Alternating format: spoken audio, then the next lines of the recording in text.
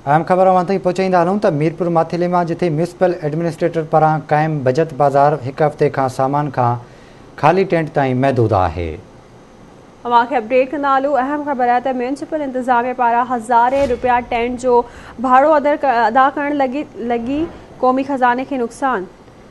मीरपुर माथिले में अवां खे अपडेट कंदा हलूं तो बचत बाज़ार में आम वापे जी शयुनि बदिरां खाली पयल है। पब्लिक पार्क खां गॾु बचत बाज़ार जो डिघो टेंट मौजूद है।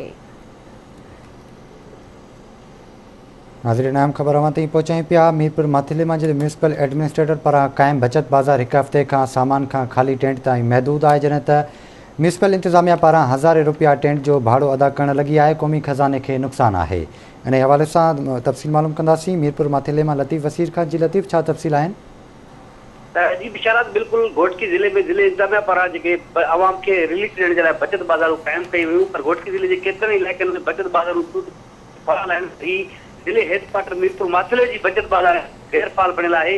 म्यूनिसिपल एडमिनिस्ट्रेटर इंतजामिया पारां बचत बाज़ार वारी जाइ ते टेंट लगाया वियो आहे, जिते ₹1000 डेली वो किरायो अदा कनि था। उनखां पोइ टेंट अंदरि सिर्फ़ खाली फटा पयल आहिनि। एक हफ़्ते खां वठी बचत बाज़ार जेका आहे मुकमल तौर ते गैर फ़ाल बणियल आहे।